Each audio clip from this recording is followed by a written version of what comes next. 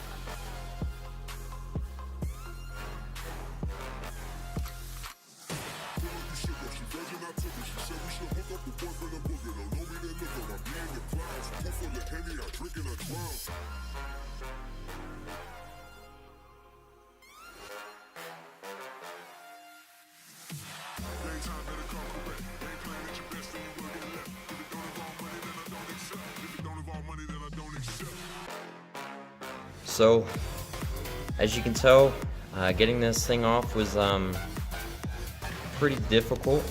Anyways, hopefully this thing still works because I was beating on it pretty good.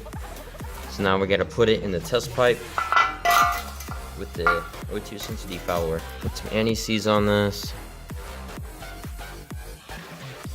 Just very small amount. And don't get it on the actual sensor. What this defouler does is it tricks the car into thinking it has an O2 sensor, because as you can see it spaces it away instead of being in stream. So it spaces it further from the exhaust stream so that you don't get a check engine. So for emissions places, this would probably be good. And then I just don't like a check engine, so I'm running one. It was $7 on eBay, so I might as well tighten this up a little bit. I'm not putting it on nearly as tight as it was because I don't want to deal with this again if it has to come off. So that's it. Now I gotta reinstall this. I'm gonna use these gaskets that they include, which are pretty crap. Because I don't know how flat that flange is, and as you can see, it got really hot during the welding, so I wouldn't be surprised if it's warped. And then if you look right there, that's where the O2 sensor plugs in. So there's the exit of the J pipe. There's also no gaskets on these, so hopefully it fits. But so that's where I unplugged the sensor from.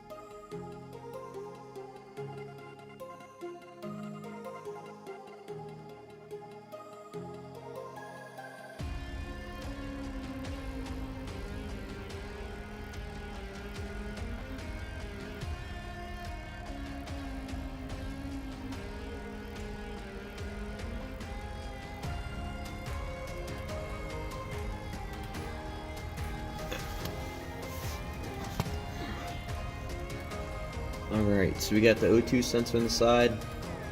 We got 3 bolts. Let's see if they're going right there. So what I was using is I was putting my socket, these are all 14s, including the stock. I was using a 14 extension, swivel socket right here, and another extension, my impact. And then that's what I was doing for those. So if you have an impact on, then this job is going to be a lot easier. So now I just got to plug in the O2 sensor. So there's this little retaining clip right here. And then if you look up and there, right there in the center of your screen, that's the plug.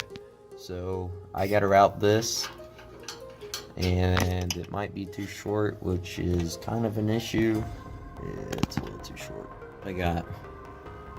So if you get one of these right angle ones, make sure you have this facing the other way. So basically, I disconnected the O2 sensor from its little metal bracket. As you can see, just a 10mm bolt, and then it was right there. Right there is where it was chilling. And so basically, on the other end of this plug, I just pulled on the female side of this plug. So I pulled on the wire from up here because there was some slack. This runs underneath the fuse box into inside the cabin, so I kind of just pulled on it, and then I got enough slack to clip it together. And so I'm just gonna put a zip tie around it so it doesn't pop out. And then that's completed test pipe install.